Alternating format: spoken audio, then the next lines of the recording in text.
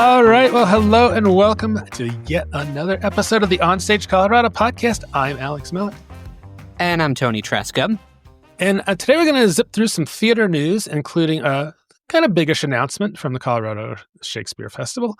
We'll do our top 10 Colorado headliners. And later in the pod, we have my interview with Scott Merchant, an opera singer and composer whose world premiere musical Ichabod will be opening Thursday at the Meisel Center in Denver with two more performances at Meow Wolf November 5th and 6th. It's a fun conversation. This is based on, of course, the story of the Headless Horseman, very old American folktale, and an interesting story about how to bring something that sounds pretty ambitious to the stage. Wowee, lots of good stuff on the episode this week. Yeah. We were chatting about before, sometime like a couple days ago, we were like, what are we even going to talk about? And then lo and behold, we got some breaking news today to discuss, a really cool interview with Scott. And then we've also seen quite a bit of interesting theater, including we were both over at the Lion King on Friday night at the Denver Center to catch the national tour on its 6th stop in Denver. It's come here 5 other times, and now it's back for time 6. Yeah, I mean, what can you say about the Lion King? It's really, in some ways, it's kind of in a class of its own. It's a very familiar story. Of course, it comes from a Disney movie, but the way it's done is so incredibly unique and impressive, and it's just a really grand show. It's a really, really big show. And since I last saw it in 2021, I feel like they added some more stuff. I don't remember some of the entrances through the audience onto the stage, and especially some of the critters, like they had a full-on elephant, which I didn't remember. And great performances, and we've got your review it that I'll get on the site here pretty soon. So, but really fun.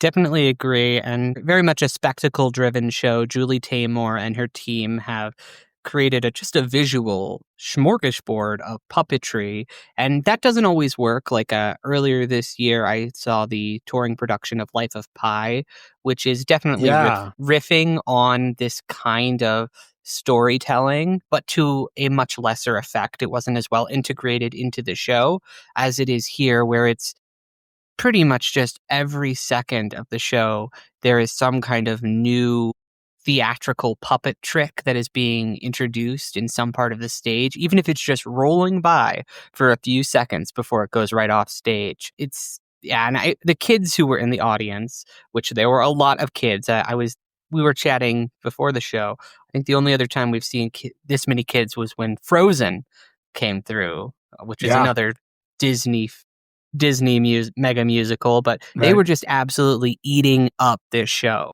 Oh, yeah.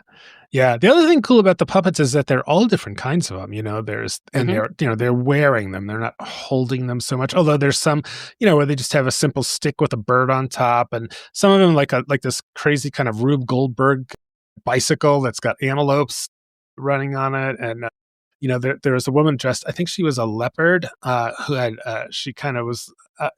I don't even know how to describe it. It's really cool the way they did that one. So yeah, just a visual spectacle, as you said. So on the other end of the spectrum, you and I both saw The Motherfucker with the Hat. So this was a flamboyant theater production at the Three Leeches Theater in Lakewood, formerly the Edge. And this was one we were both looking forward to because it's a fairly somewhat well-known comedy, kind of on the edgy comedy that kind of didn't really live up to it. It was a little bit of a disappointment, and your review pretty much outlines kind of where it fell short. Definitely, yeah. It's a great script. It's a very funny sex farce about this guy who is coming out of jail. He's gotten sober. He finds out his girlfriend is cheating on him. Kind of goes off, and then it kind of goes off the deep end, just kind of trying to figure out what's going on. There's betrayals in here. However, for a play with like such high stakes, it drug a lot. The staging was often just very static. People just kind of sitting in spaces or standing in one particular spot of the stage for long periods at a time with no movement or no energy to it. A lot of the emotional moments kind of fell flat. The argument scenes were pretty well done across the board, I would say. Mm-hmm. When they were yelling, there was at least some energy in the space, but outside of those moments, it just really kind of struggled to have any kind of life or any sense of just kind of dynamic kinetic energy between the cast. Yeah. I was interesting. You called out the fight scene, the choreography you didn't think was particularly good. But I was also thinking like the fact that it took place like literally like 3 feet from us makes it's pretty hard. A fight scene, fake fighting relies on some sleight of hands, whatever, that if you're up close, you're going to see the tricks, right? 100%.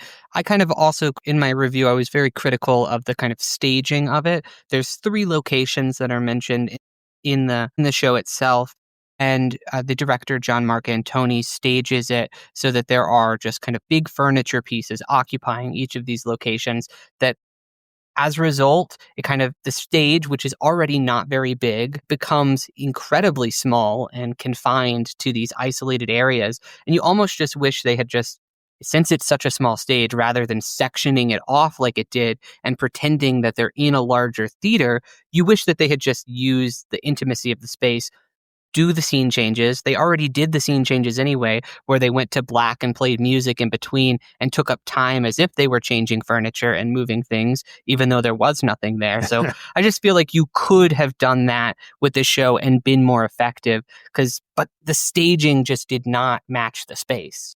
Yeah. Yeah, so that one, didn't blow our socks up. Is that a thing? Blow our skirt up, knock our socks off. Knock our socks off. Yeah. So the other thing that you and I wanted to hear about was this ghost tour at the Historic Park Theater. What was that all about? Yeah, I went on a couple of ghost tours. I'm working on a piece about the ghostly activities that take place in Estes Park for the Estes Valley Voice. And so I went on 3 different kind of haunted ghost tours in the area.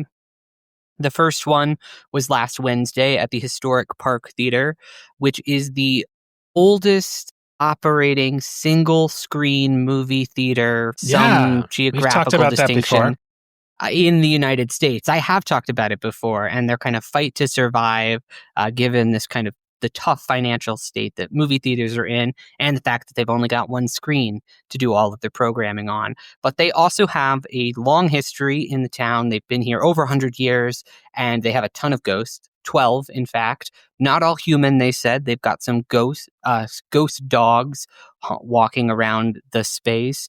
And on that tour, we kind of just got to go all over the theater, including the projection room, and see. It was a really cool. It was a cool tour. It was led by the owner of the theater, who was very forthcoming about her own personal interactions with these ghostly spirits at late night in the theater. Wow. And then you were also up at the famous Stanley Hotel up there where The Shining was filmed. What was that ghost tour like? That's right. So I was up at the Stanley for 2 different tours. First was the Shining tour at the Stanley to break down all of Stephen King's inspiration, how he stayed there for one night back in September in the 70s, and he got all these ghost stories from a bartender named Grady, which does appear in the Shining book. That is based on a real interaction he had with a bartender there. He was actually the only guest staying at the hotel because the hotel was closed for the season at that time. Uh-huh. The only room that was available was room 217, which is the presidential suite. It was the only one that hadn't been turned down for the season. Mm-hmm. So he stayed in this, which is notoriously the most haunted room in the entire place. And he had a ghostly interaction, went out on the balcony, smoked a cigarette, then wrote down the entire plot of The Shining that very night while staying in the hotel. Oh, incredible story. Yeah. And then he later returned to the Stanley Hotel to shoot the mini-series in the in the space. The Kubrick film was shot largely on a soundstage in London, as we learned on this tour. I didn't know that. But Stephen King's version of it, which is available on Blu-ray, but it's kind of hard to find in other locations, but that was shot at the Stanley. And very informative tour, very highly theatrical, takes you all around these different locations at the Stanley. And then I went on a ghost tour at the Stanley about an hour later that takes you to different spots and tells you a bunch of different ghost stories, including about like how the Estes method was made at this park to help find the spirit Lucy, who has haunted them for a long time. This child who allegedly was squatting in the facilities, got kicked out by the staff, froze to death outside, and has been haunting the grounds ever since. Wow. Wow. So is this story live yet on the site? Not live yet. It'll be going up a little bit closer to actual Halloween, but it should be dropping on this Thursday, the 3rd. And can you remind us the URL of the website there? Well, yeah, it's for the online publication, the Estes Valley Voice. Okay, great. I want to check that out. And for the Estes Valley Voice, I'm also writing about my experience at the Shining Ball, which was also at the Stanley Hotel that I went to that evening. I was really steeped in it. Yeah. I really was, Alex. It was it was a very Stanley day for me. It was a really interesting event. This is an annual thing that they do at the Stanley Hotel. When you walk in, the exterior of the concert hall at the Stanley is lit up in red, blue lights, as well as projections that read Red Rum in capital bloody letters across the side of the building. Everybody is dressed up in these really elaborate costumes. Tons of Jacks from The Shining, Jack and Wendy's, as well as the twins in the blue dresses. Lots of Pennywises were there, kind of expanding out to larger Stephen King stuff. You had the Gunslinger was there, and then people who were dressed up as non-Stephen King things, like the Grabber from The Black Phone, Art the Clown, Disco People. Although I think my favorite one was this couple there was a woman who was dressed in like pilgrim clothes on a stake with a bunch of like orange lights, Halloween lights wrapped around her as if she was burning on the stake. And then her husband was the man who had this torch burning her at the stake. Wow. Damn, that sounds pretty cool. It was very cool. There was a Stephen King costume contest and a Shining costume contest in the middle of the evening, but most of the night was just dedicated to tearing it up on the dance floor. Yeah. That sounds like a lot of fun. All right. And then lastly, you got to the Catamounts news show, a town called Harris, which is really kind of a historic sounding thing for Westminster. Yeah. It's over in the historic Despain Schoolhouse, which I'd never been to before. It's in more of kind of the southern part of Westminster, closer to Denver area. And the interior is decorated by the actual Westminster Historical Society. So there's all these kind of maps of the history of Westminster, pictures of old town leaders and figures who are referenced in the show that you're about to see. And from the second that you enter the schoolhouse, the show starts. And I didn't realize that until I was like looking around, and then an actor came up behind me and like started talking to me, and I was like, wait a second, you're in the show. Mm-hmm. Oh, I guess we've already begun with people out here, because you realize that the conceit of the show is that there's this troupe of actors who are part of the Junior Westminster Historical Society, as well as their adult sponsors who are helping with the show. And they're putting on this history about the time when when the town of Harris incorporated in 1911 and became the city of Westminster, and this vote that the town did in order to do that. However, in the middle of this play about this, ghostly happenings go wrong and interrupt it, which leads into kind of this immersive, kind of open world, kind of clock kind of configuration. It's very similar to Impossible Things, where you're going split up into 5 groups. You go in kind of a clockwork motion around each of the different things, and you're trying to solve the mystery of what's causing the ghostly happenings inside the schoolhouse. Okay. Wow. That's So what was your take on it overall? Was it interesting? I found it to be very effective. It was really meta theatrical and kind of riffing on a lot of the, I'll just say it, bad and tired immersive theater tropes that we've been seeing as of late. And it's very much acknowledging that and being like, yeah, we know that this can be kind of cheesy and bad sometimes, but we're not doing that. And I think that's really impressive, is that the show starts with that conceit and then proceeds to do kind of its own immersive thing. But because the immersive part of it is paced so effectively, the actors are really engaging and actually make the experience feel very participatory. even if you're not able to change the outcome, you don't have that much agency within the story. You do feel very much a part of it. The actors are super funny too. I think Jessica Jessica Austin's script is really quirky and funny. It's not trying to be this kind of serious meditation on history and everything that we've that kind of. It's not that kind of play. It's much more interested in you being like kind of establishing this fun romp and this I would say the mystery is very easy to kind of piece together as somebody who really enjoys mysteries. The plotting was rather kind of straightforward and obvious, but I was having a lot of fun interacting with the characters as well as my fellow audience members. So I just kind of got swept up in the experience and really had a blast with it. I found it to be really enjoyable. Awesome. Great. All right, well, let's shift over to the news. What's happening in Colorado theater news or Colorado arts news this week? Yeah, I wanted to start with a pretty cool announcement from Opera Colorado. They announced last week that they are switching to a pay-what-you-wish ticket model for all performances. Pretty big announcement. We've seen quite a few groups around Colorado do this. Like, for instance, Buntport Theater has been doing this for a little while now. But this is a pretty big shift for a big group like Opera Colorado to do it.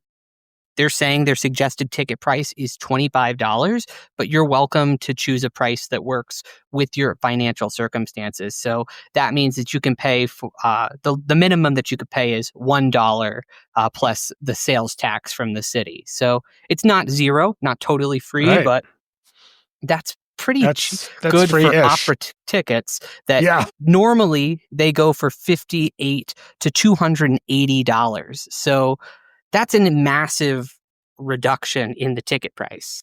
Yeah. Did they get some sort of source of funding to back this up, do you know? Or That's a really good question, Alex, because the last time we talked about Opera Colorado, we were talking about them doing a leadership transition because they were in the financial toilet. Yeah. Because their finances were not looking good. The press release did not note any additional kind of funding to match this. It just the newly appointed Ellie Calkins, General Director and CEO of Opera Colorado, Barbara Lynn Jameson, said, "Opera belongs to everybody. By expanding Pay What You Wish to every performance, we're ensuring that anyone, no matter their financial situation, can experience the beauty, drama, and connection that live opera brings to our community, but no grappling with the kind of financial implications of that decision." Yeah, that's really interesting. It'd be really interesting to see what kind of audience participation they get. So right now you can get tickets to Verdi's La Traviata on the Opera Colorado site. So we'll see if they go fast or if it really drives interest in the opera. So that's cool. Yeah, Opera Colorado has been struggling to kind of attract audiences to the main stage shows for a little while now. So I think this could also be like a marketing move, like you just said, to just increase the general interest, remind people that this existed. Because I know this got a lot of goodwill on social media. People were talking about this on Reddit and it got a lot of news articles written about it. I think this is perhaps a marketing and kind of strategic decision to show what this new leadership team is committed to, and maybe the grants will follow. Yeah. All right. Well, a story that we are going to have on the website here is about the grand opening of Ballyhoo Table Stage in Denver's Highlands neighborhood. So this is Julia Tobey, a friend of the pod, space that will feature.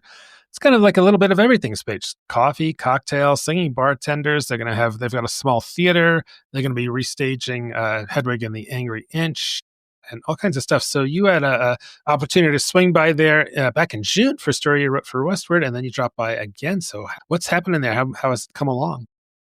Well, it looks totally different from when I was there in June. And it's really funny. I walked through with Julia Tobey then in June, and she gave me a layout when it was just tape on a floor. There was nothing on the walls, just the absolute bare bone. And so then to see the espresso machine and the coffee bar to the left as you walk in, along with this cafe space to the right that she had talked about on that initial pitch, be fully developed, along with the gallery space in the hallway that leads to the 298-seat theater in the back of the space.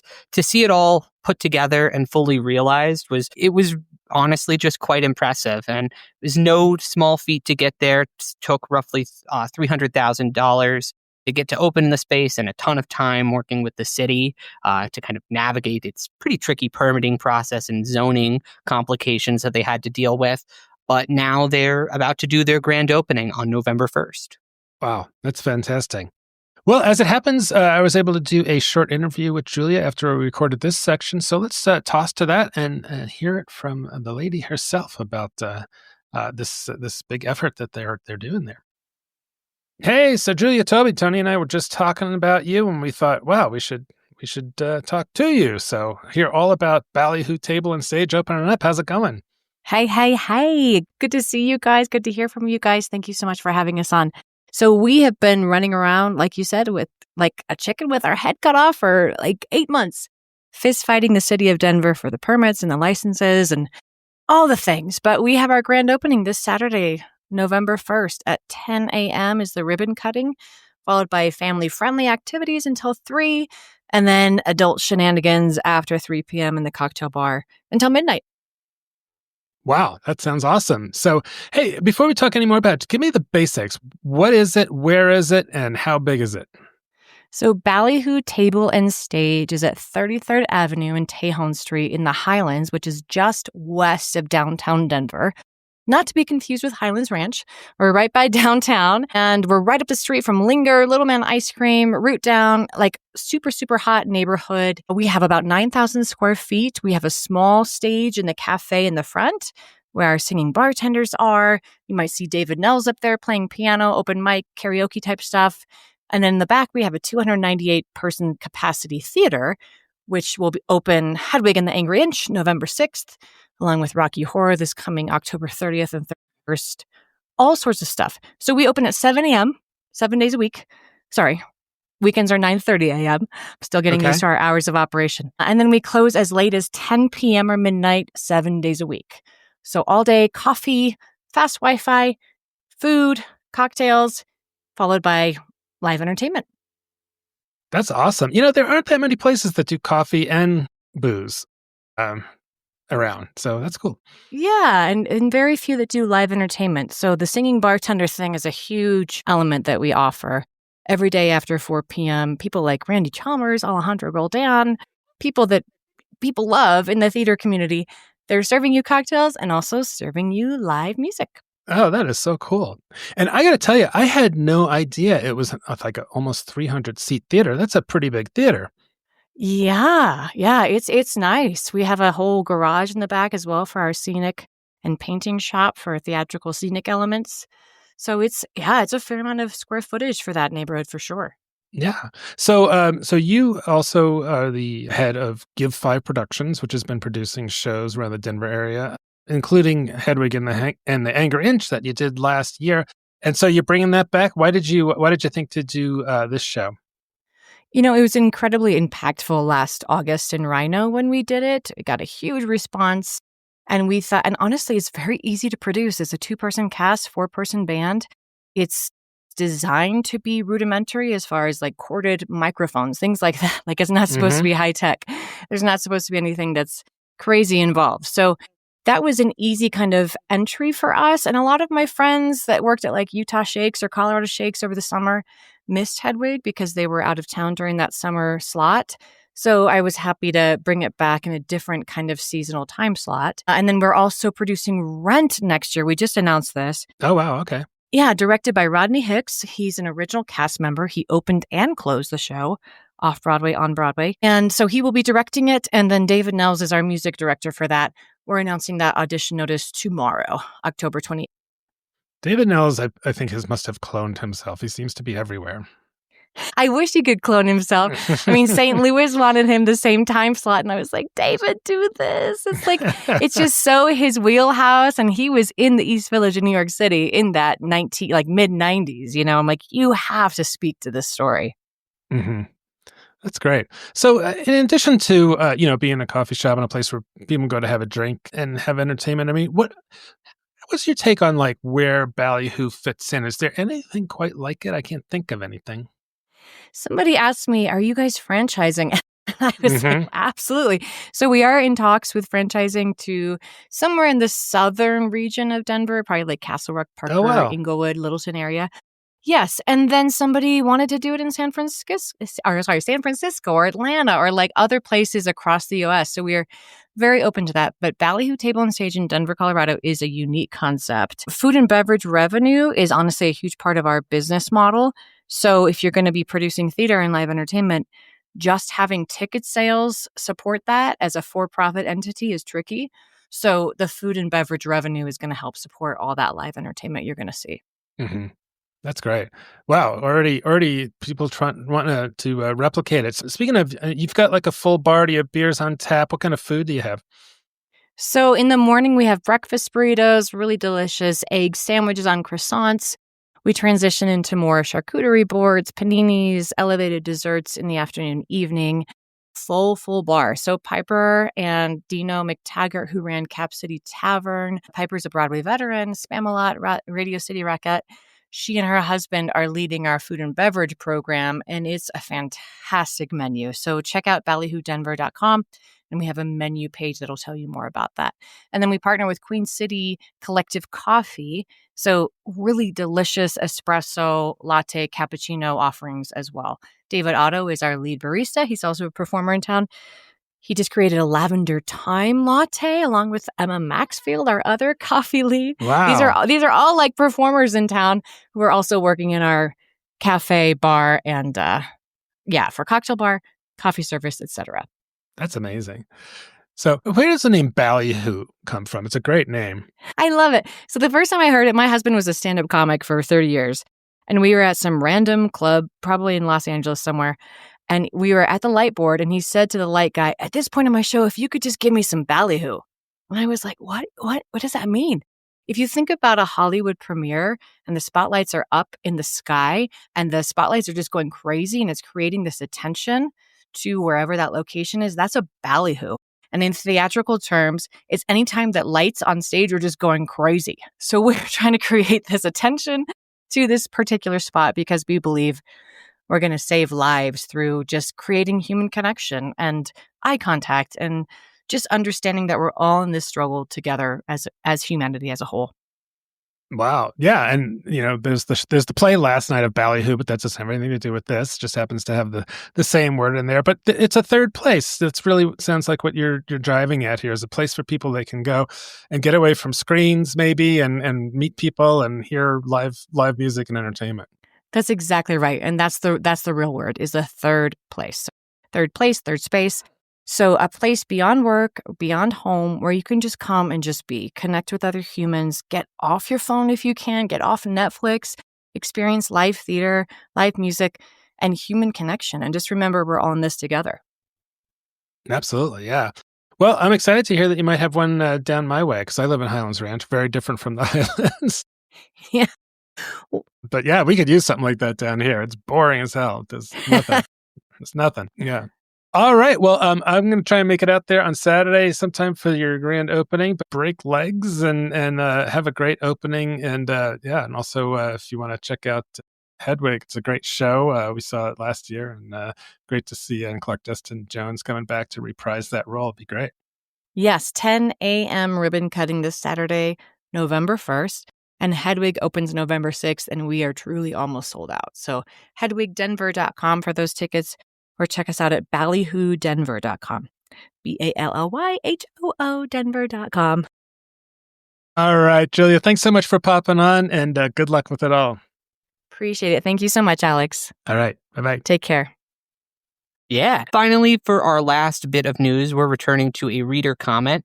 Garth Gersten, who was the reader who wrote to us last week about the sound issues that he had been experiencing at the DCPA during touring productions, he emailed us again. He had shared with us that he had been having those problems, and then he reached out to the DCPA to ask if, quote, anything be done about the sound mix at the touring shows. The sound quality's been getting worse and worse over the last few years, and too much of every show is unintelligible due to the poor mix. It's gotten so bad that we're contemplating not renewing. Please let me know that you are, 1, aware of the situation, and 2, what steps are being taken. end quote. So Mhm. more or less what he kind of shared with us. Right. Yeah, and so he shared their response back with him, which was very just kind of PR, kind of I don't know, kind of just I don't know what kind of empty language. But the part that stuck out to me was that we understand that some people have a better experience than others, which apparently is the case. And we've talked about. But and they said they would pass it on to the touring production and how it's the touring production that does the sound. They bring its own their own sound equipment and crew, doing the best to balance the sound as best as possible. But we had heard this from other people as well. But we were just out there at the Lion King the other night, and I think you and I both kind of looked at each other afterward and said, "Huh, sounded fine to us." That particular show. Yeah, The Lion King, there were no sound issues. However, I really do wonder that with The Lion King, if it's just such a well-oiled machine at Yeah, this point that, yeah, they're not going to have any problems. It's Disney. They have the money. They're paying over 40 cast members. They can pay for a proper sound mix. yeah. Imagine if they learned that there was a problem, they would have a SWAT team of sound engineers like descend from the ceiling of the Buell to fix things. Disney, damn SWAT it. team wearing Mickey Mouse ears. Yes, right.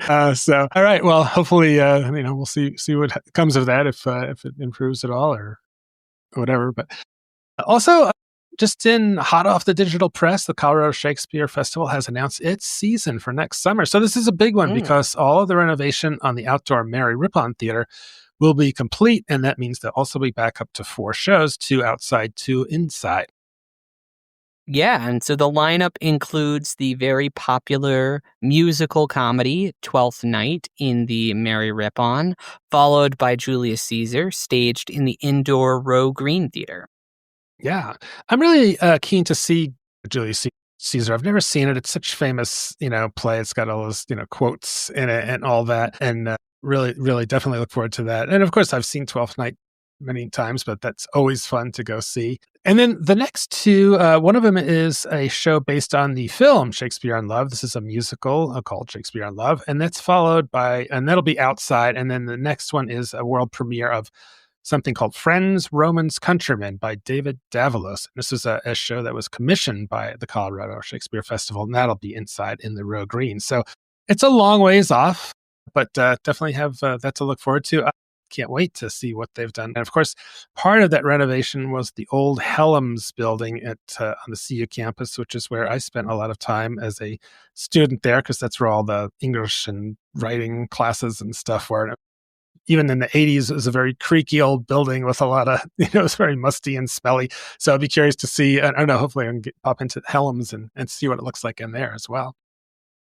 Yeah, I'm definitely looking forward to getting back out to the Rippon to catch the shows out in that outdoor space. And 2 pretty interesting ones. They've chosen, obviously, their more commercial shows for the outdoor space, Twelfth Night and Shakespeare in Love, because that's a little bit bigger than the Row Green. Although one thing I didn't see in the announcement is anything about the continuation of the original Practices shows, Yeah. which are their productions where it's staged like it would have been back in the day. Yeah.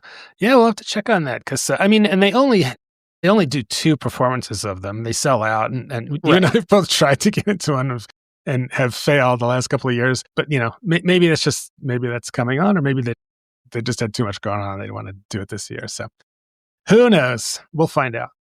So, all right. Well, we're going to take a quick break, then listen to my interview with Scott Merchant, the creator of the new musical Ichabod, and then we'll come back with our top 10 Colorado headliners. So hold tight. OnStage Colorado is brought to you by the Aurora Fox Arts Center, presenting Lizzie through November 2nd. With a cast of 4 powerful performers and a dynamic live band, it's a fierce and captivating experience exploring the heated days leading up to the Lizzie Borden murders and her controversial trial.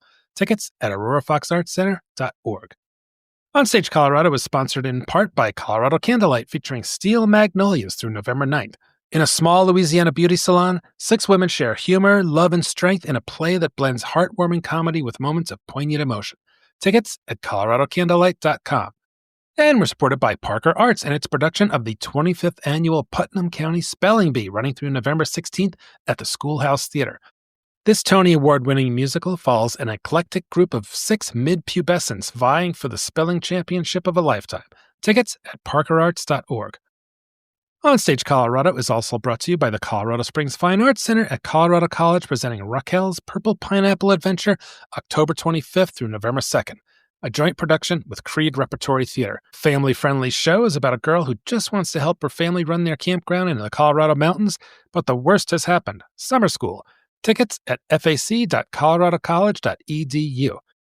Also supporting the podcast is Curious Theater Company, whose production of Job runs November 8th through December 7th. With razor-edge dialogue and an unsettling edge, Job is a taut, provocative thriller that asks urgent questions about mental health, corporate loyalty, and what we're willing to sacrifice to keep our place in the system. All right, we are here with Scott Merchant, the creator of Ichabod, the new musical coming up here. Welcome to the OnStage Colorado Podcast, Scott. Thanks for being on. Thank you, Alex. I really appreciate you having me on. So, is there no Ichabod musical already? It seems like something somebody would have thought of before. You would think so. And before I started writing it 10 years ago, definitely did some research to see who else out there was producing such a thing. And I couldn't find a one. So I said, okay, it'll be my turn. It's such an iconic name. It's like everybody knows. I mean, I think everybody reads the story. Well, at least used to read the story when they're in school at some point. The Headless Horseman story, everybody knows it. Before we get into a little bit about Ichabod, I also want to ask about you and your journey to being able to write a musical. Where did you start? A lot of people say it was very young age. What was your first experience with stage? For sure. I was an opera singer when I was 8 years old, and I told my parents I was going to be an opera singer when I was 8 years old, and they were like, "That's nice, honey." But lo and behold, it was what I was meant to do. And if you look back on my path from the very beginning of kindergarten all the way up till the very present, I have always been outgoing. I have always been creative. I've always been someone who loves to create on stage. For me, the becoming other characters and helping other people to become characters is like my drug of choice. And opera, of course, is one of the biggest spectacles in the history of music. So that's kind of where my background came from. I grew up in a small village called Rouse's Point, New York. And we're a tiny little village in the northeastmost corner of New York State, right on the Canadian border and Vermont border. Okay. So on Lake Champlain. That's why when you come to see Ichabod, you will hear some references, of course, to Tarrytown, which is Sleepy Hollow, but also to some of the areas where I'm from in northern New York to kind of give a little holler back, Carol Burnett style, but inside the musical. Okay. And so you're talking about your path as an opera singer. Are you currently performing with any companies, or where are you doing stuff? Well, I'm not performing right now, but I did make my American debut with Opera Colorado in the production of Carmen. And I sang at the Lamont School of Music. I was recruited by the Lamont School of Music to be their lead tenor for 5 years. And that's where a majority of my training came from. And then I've also been I first went to Italy on my own to sing in a different young artist program. And then I eventually was invited to teach over in Italy. So I've been bringing families over to Italy to study as well. And those are the kinds of things that influence my everyday. I'm so very lucky in my life to be around other creatives and other opportunities that allow me to see the world in such a beautiful light, but also to bring other people along. And really, that's what Ichabod is about. It's about this weird sense of Tarrytown, New York in my own little noggin. And you're being invited along to that Sleepy Hollow. Okay. And before you started on Ichabod, had you written anything else, any shorter works or? Yeah, I've done some small things here or there. Thematic concerts is my favorite thing to do. So, for example, my studio, True Voice Studio, where I've been teaching for 20 years, we do regular recitals. And so one of my last recitals was at the Oriental Theater. I think we're calling it the O now. And it was called Movie Magic. And all of my students sang songs from different movies, and I pieced together the different parts of the films that would show kind of a basic storyline of the film that they were singing along to, like a 13-piece band. So it was super duper fun. We packed the house. People love that kind of music. They love if they can sing along as well. Ichabod is kind of the same. I'm intending for people to come along and have a really fun time and get a little scared sometimes, some thrills, some laughs, a little bit of 19th century smuttiness, like show a little ankle. Ooh, okay. And so are you in it? Thank God I am not in the musical. Thank God. No, I told the cast and I told my team, I said, guys, I just want to make this clear. I am not playing any role in my musical. If we have to find somebody off the street, we will pull someone in first before I have to play it. And so we did end up getting an incredible cast. I mean, I cannot tell you the people that have come out for this musical and the talent that we have in this show. I mean, it just blows my mind every time I hear them singing, every time I talk to them. And these are like amazing professionals from our community. One of our principal leads is Johnny Nichols Jr. He's the artistic director of the Denver Gay Men's Chorus. And just these incredible talents that come through that have been cast for these parts. They've come along the journey with me. It's been really unique and really different for us. And the actors are crucial to what we've done. They've added to Ichabod in a major way. Right, right. So did you write all the music and the book? I did. I wrote the entirety of the script and I wrote all of the music, although I would like to say the reason why Ichabod was such a huge process, but successful process for me is because I have a very close friend of 25 years whose name is Bruce Phillips. And we met at Crane School of Music 25 years ago. And he's been a good friend ever since. And he plays for my studio. Well, Bruce is an incredible transcriber. And transcription means a person can listen to something and either write it down on music paper, or they can listen or watch something and they can play it in. In this case, this is what Bruce did. Bruce is an amazing pianist. And we were able to use Finale, which is a music transcription application. And I can't even tell you, I have hundreds of videos of me recording all of the music on my piano and then sending that over to Bruce so he could transcribe it into the computer, into Finale. And that's really why we've been able to have all of the music along the way. Bruce has just been a crucial part of this process as one of my arrangers, as my music director, as my close friend and confidant. He and I have been really in this path since about 2 years ago when Ichabod kind of woke back up. I started writing the musical 10 years ago. And a couple of years ago, it kind of woke back up. And at that moment, the characters decided it was time to finish. So we did. But Bruce has written in my musical, Bruce has written two things, which I want to make sure to give him credit for. The first thing is this beautiful Sleepy Hollow waltz.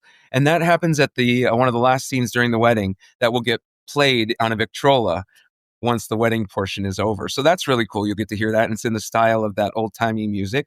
And then the other thing is, in my musical, I have a melody that I've written called Into the Graveyard. And the most challenging part of today is trying not to let out any spoilers.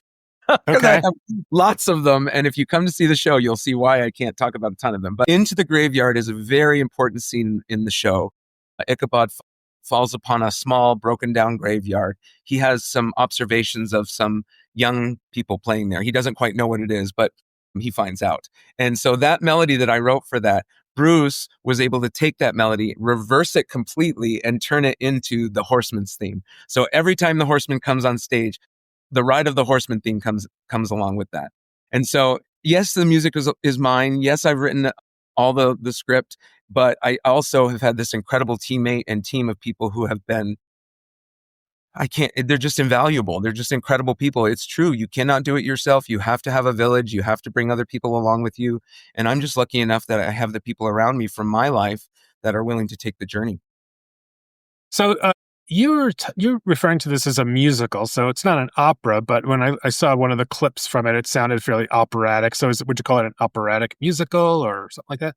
Yeah, well, old school musicals like Gershwin and Rodgers and Hammerstein, they do have kind of like a bit more of an operatic feel, a bit more of a classical feel versus Rent and Avenue Q. Those have a bit more of a belty contemporary feel. And so I would not call Ichabod an opera. And by the way, opera, it's one of my favorite things to teach people, is opera is the plural of opus. Opus means a work, and opera means multiple works placed together. And so technically we could insert ourselves into that opera, but no, we have some contemporary stuff going on. And some of the music that you hear is very classic. I would say that this musical is kind of a mix between Sweeney Todd and Avenue Q. It's very irreverent. It's a little bit vulgar. It's a little scary. It's a little horrific. Right. Well, I was going to ask you, like, at what point does what is the difference between an opera and a musical? I mean, I of course, we understand that operatic singing is quite different from a typical musical, but I've never really thought about, like, at what point does an opera become a musical or vice versa? Yeah, well, they're close cousins. Yeah. And they have a common page, which is called Operetta, Gilbert and Sullivan. Mm-hmm. But, I spent my entire life being an opera singer. And so the spectacle is very important to me. I would say that we could fit this musical into the operatic category because there is some very classical singing, stuff like Rodgers and Hammerstein, some of that old school kind of singing, but also there's a modern part of this. And so I would say that it's more of a musical in a sense that it has some contemporary themes. It has some contemporary singing and style. But I suppose at the end of the day, it could be a bit of both. And Mhm. truly, at the end of the day, it is that. It's that definitely opera has influenced me, and I put myself 1,000% into this musical. So you'll see some really large spectacles and some operatic moments. You'll also hear and see some really contemporary moments that I think you'll really enjoy. Okay. Random question: how do you feel about the song "Opera Singer" by Cake? Are you familiar? I love that song. One of my favorite songs. I am an opera singer. Yes, I love Yeah, that song, it is. It's a great song. even though there's no singing of opera in it. No, no. Well, yeah, John McCrae couldn't sing opera if his life depended on it. That's right. So, well, I also want to ask you, how closely does the story of your musical hew to the original story by Washington Irving?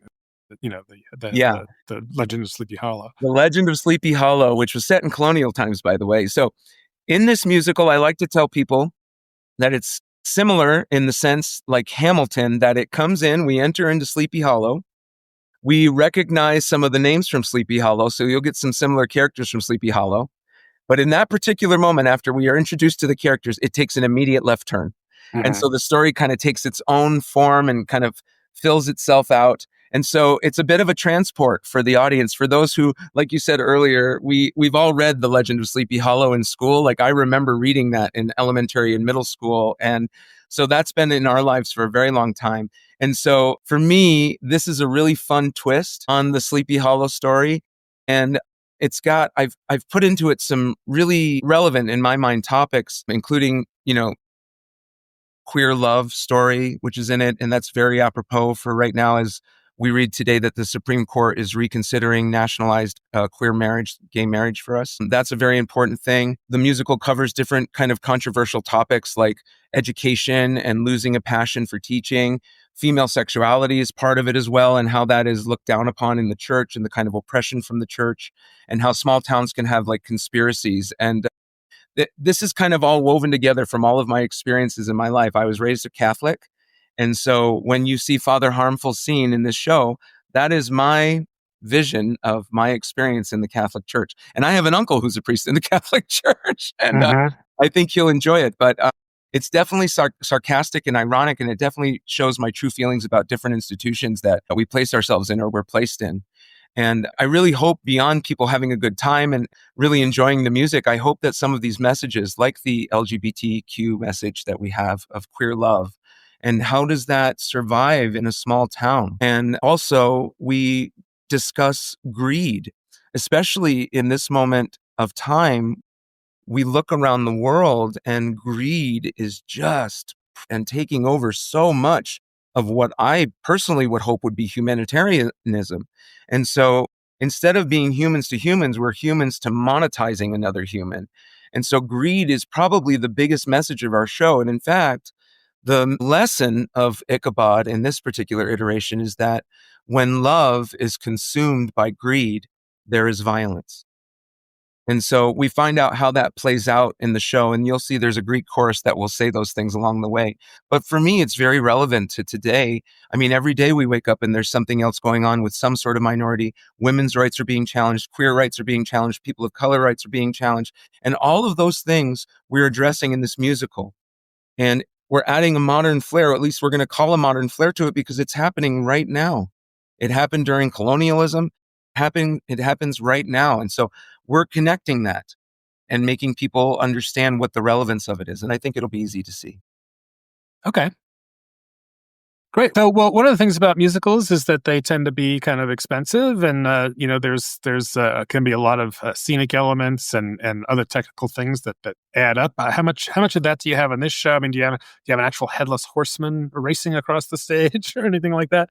Yes, we do. We have lots of fun things that will happen, and I cannot tell you what will happen with the headless horseman because I don't want to ruin it for you. Okay, fair enough. But there are very strong technical aspects that will be really fun for the audience to experience. Both the shows are really unique.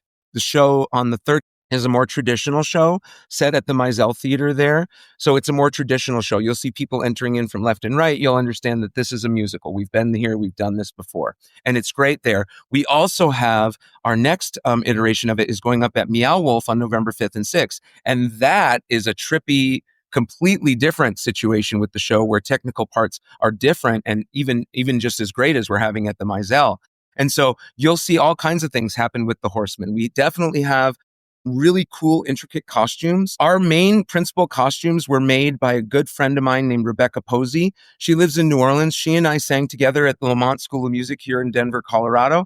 We sang Così fan tutte together, and we went to Italy to sing together as well. And she happens to be a period costumer. So she is really great at creating these incredible costumes. And so part of our technical process, well, at the beginning, like a long time ago, was getting together with Rebecca on Zoom because she's in New Orleans and talking to her about these costumes. And she has done an incredible job. Incredible. And her YouTube page is Pocket Full of Posies. If anybody wants to look, it's just incredible stuff. So that's another piece of it. That's all been shipped out.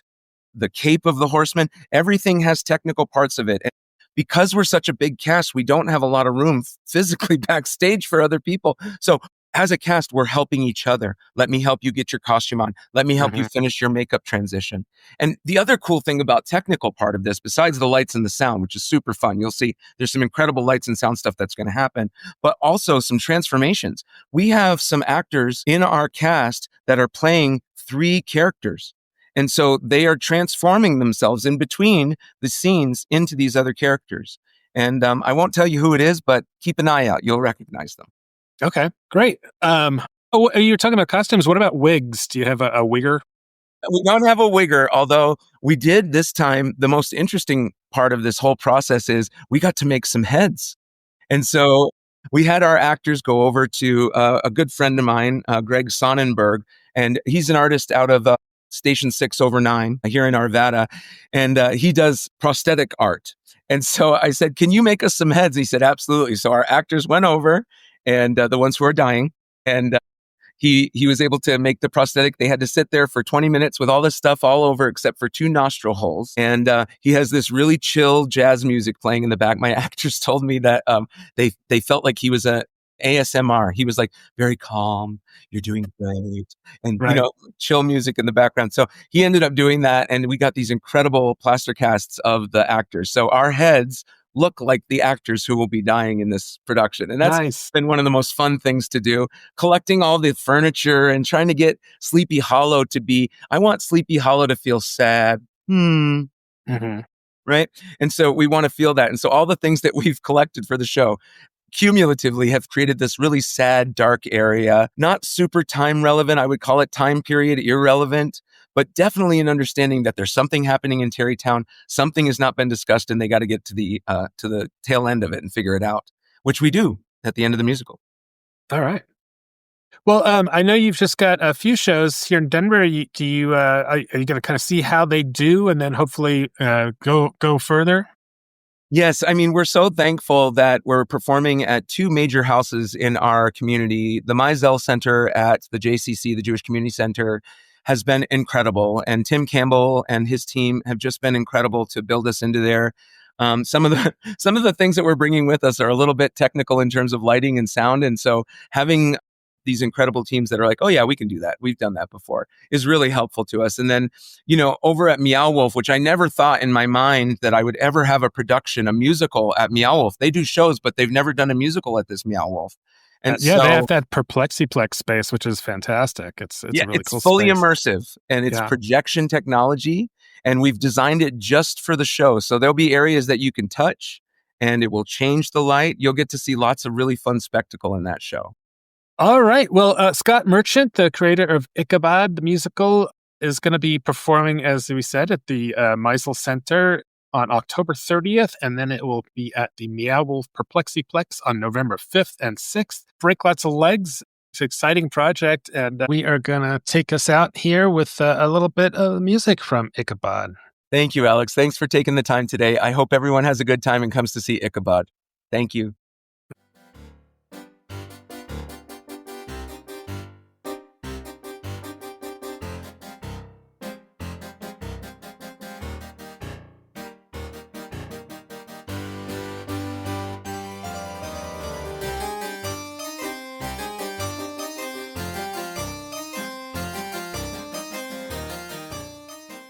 Well, that was a great conversation with Scott about Ichabod. What an interesting musical. Yeah, it sounds really interesting, and then he's got such an interesting background too as an opera singer, and it sounds like he had a lot of buy-in. I think he's with his brother helping out and all this. The talking about the where opera starts and musical theater ends or vice versa was interesting too. I'd never really thought about it. Yeah, it was definitely interesting to hear from him on that. I can't say it's a subject I've thought a ton about either. It's just, I mean, they do seem surface level very similar, but there's a lot of nuance. Yeah, and I really would try and get out to the Perplexiplex at Meow Wolf because I don't know that they've done anything like that in that theater, like an actual theatrical production. They've got comedy in there and some bands and they did that one Cthulhu puppet show. Okay. Staging in there that I'm blanking on the exact name of it, but it was more comic in nature, but it was a musical theatrical production. But yeah, it's not what they normally do in that space, like you're saying. It's a lot more used for comedy and live music. Yeah. But all right, well, now it is time to switch over to this week's headliners. These are some of the shows of interest coming up in the next week or so that we think you might want to check out. Alex, what do you have to start us off with this week? Well, this one's down south, closer to me in Parker. The Pace Parker Arts is doing the 25th annual Putnam County Spelling Bee. This will be at their smaller Schoolhouse Theater, which is right on the main drag there in Parker. It's a neat little space. And of course, everybody knows this show. It's about kids and a spelling bee, and it's a lot of fun. And if you haven't seen it, I definitely recommend checking it out. This one's going through November 16th. Are you going to hit that one since it's in your backyard? Yeah, I'm going to try. I'm trying to squeeze in as much as I can, but we'll see. Cool. Mine next pick is happening at various venues all across the Denver metro area. It's called Ghost Light, and it's 6 spine-tingling tales from behind the curtain around Colorado, from these writers' student days in Loretto Heights to at the Bonfils with Henry Lowenstein or up in the mountains. Each story is told by a stage manager, director, professor, costumer, scenic artist, and actor, and reveals the chilling mysteries that linger long after the lights go out in Colorado. And it's produced by the local troupe Everyman Theater, and it's going to be at the People's Building in Aurora, October 29th, then at the John Hand Theater in Denver, October 31st, so on Halloween. Then over at the Lone Tree Rec Center, November 1st, and finally at Vintage Theater in Aurora on November 12th. Okay. Well, that sounds like a lot of fun and definitely a couple of opportunities to check that out. Yeah, definitely an interesting kind of local twist on the spooky season. It's something kind of in line with A Town Called Harris. All right. Well, my next, I have a kind of pair of Draculas here. One of them is straight Dracula. It's just Dracula at Main Street Live in Trinidad. So way down south. It's playing through November 2nd. If you want to get, if you're in the area, you want to check out just like your standard Dracula tale. That's happening down there. And then the other one is, this is going to be opening at the Garner Gallery at the Denver Center. It's called Dracula, A Comedy of Terrors. And I think we've talked about this before. It runs November 8th all the way to May 10th and has some really a couple of great local comic actors in it. Leslie O'Carroll being one of them. And do you remember who else was Sean Scrutchins? Sean Scrutchins is in it. We've got Marco Alberto Robinson and Adrian Lee Robinson. Yeah. The husband and wife dynamic duo who have been taking over Colorado stages together are in that show. Yeah. And then another local person as well, whose name I am blanking on. I don't have it in front of me right now. But yeah, it is a Colorado drenched cast. It's really incredible to see. Yeah, and typically those Garner Galleria shows often have local casts. And it's a great. It can be an awful lot of fun. They've had a couple of misses there over the years, but I bet this one will be real. The misses that they have in this space are more often than not touring stuff, though. That's right. Say. Just a little note. Yeah, by Colorado. Yeah, absolutely. My next pick is a Colorado-made product. It is by Buntport Theater in Denver. Yeah. This is a remount of their show. Edgar Allan Poe is dead, and so is my cat. They say that this is a comedy that's unlikely to be spooky unless you think podcasts and Boston Market are spooky. So Obviously, no listeners of this podcast think that the podcasts are spooky, so this will be more of a comedy for you then. But it's about a guy who lives in his sister's basement who is recording podcast episodes dedicated to his hero, the Gothic writer Edgar Allan Poe. And much to his sister's dismay, he takes very little interest in anything else. But they say change is on the way, coming in the unlikely form of a thrift store suit. Wow. Okay. Yeah, definitely looking forward to that. I'll be going to it pretty soon. I can't remember what night. I'm going to check that one out on Saturday, November Okay. 1st, in the middle of my Denver film happenings. Wow. Yeah. I think I'll be there that night too. So we can, and Andy as well. So we can have some fun at that. I wanted to just Excellent. mention really quick, Edgar Allan Poe is one of those, famous writer names that you hear, and the stories. If there's ever it's always a good time this time of spooky season is take a minute to read something like The Telltale Heart or The Fall of the House of Usher. Man, that guy was a good writer. I mean, not just the images that he conjured, but his prose is just beautiful. And it's really fun to read aloud, so if you have like a Halloween party and you want to stop it for 20 minutes and read an old short story, that would be the one I'd pick. So shout out to Edgar Allan Poe and that poor dead cat. Speaking of Stephen King, OnStage Theater up at Fort Collins. In Fort Collins is at the Lincoln Center. They're doing Misery. So this is running Halloween through November 29th. This is, of course, the tale of a famous writer who has a car crash and he's nursed back to health by his most ardent fan who is horrified to learn that he's killed off her favorite character. And she has some awful things she does to him to try and get him to change his ways with the plot. So it's a show that's been done a number of times in the last couple of years, but OnStage is mounting it up there, so it should be a great one for the folks in NoCo.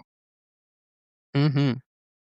My next one we talked about a little bit earlier in the show during our news segment. It's La Traviata, being done by Opera Colorado over at the Ellie Calkins Opera House in Denver. This is their season opener, and it's kicking off their pay-what-you-will ticket model. So if you want to see this show that is set against the backdrop of glamorous there's never been a more affordable chance to do that than right now.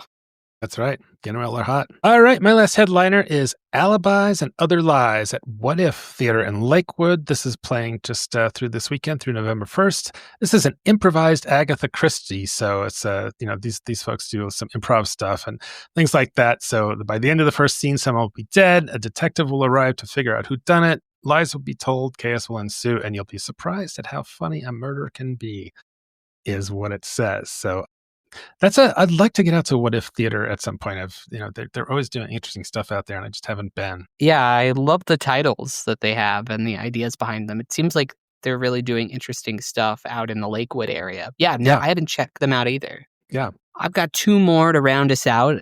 We touched on this one a little bit earlier in the show too, so I'll keep this one brief. It's the remount of Hedwig and the Angry Inch over at Ballyhoo in Denver, November 6th through 23rd. This is the show that was staged by Get Five Production, stars Clark Destiny Jones, Emma Maxfield, and it's a rock opera. It's kind of weird, out there, extreme, in your face. But if there are people who love this show, they're dedicated to this show specifically, and so this is a great chance to see it in the new space. Yeah, and this was directed by Kelly Van Osprey. Did they get Anna Terza Schwartz back for it, or do they have someone else? So, and we saw Anna Terza Schwartz. Emma Maxfield was the person who came in on the back half of the show, and she is reprising the role this time around. Anne is currently in rehearsal for Frozen, so I think she's a little too busy. Yeah. Wow. Yep, she'll kill it. Looking forward to taking my granddaughters to Frozen at the Arvada Center coming up in November. So.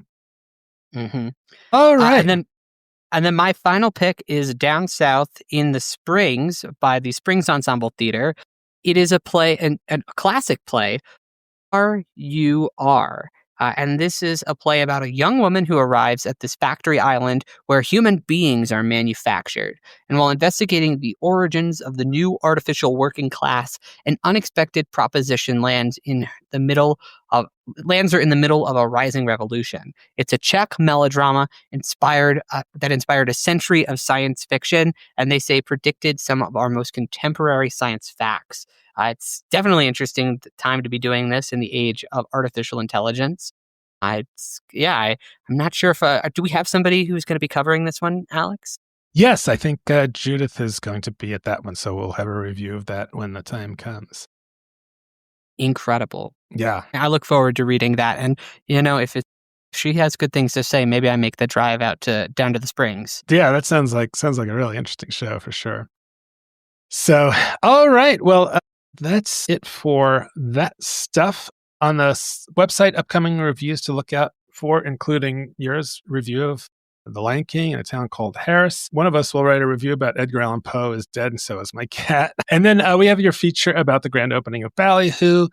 And then coming up, you're going to be, OnStage Colorado is going to be hitting the Denver Film Festival pretty hard this year. More coverage than any other site, I wager to guess. And you're going to be kind of leading the charge. So what are some of the films that you're going to get out to see and write about?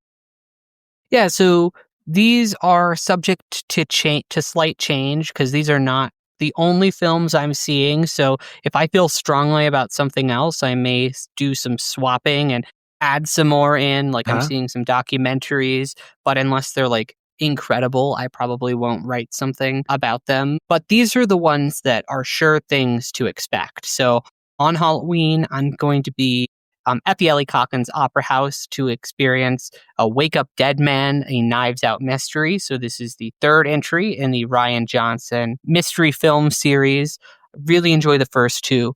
Very, very curious to see where this one goes. Then on November 1st, I'm going to be doing either Rental Family or Jay Kelly. These are both Oscar-y kind of films, and I'll probably do the one that I have more to say about. And then I'm trying to get to this film called Fuck Toys that evening, but that one is time dependent because I'm also going to be over at Buntport that night to see their show. So just trying to fit as many things in as possible.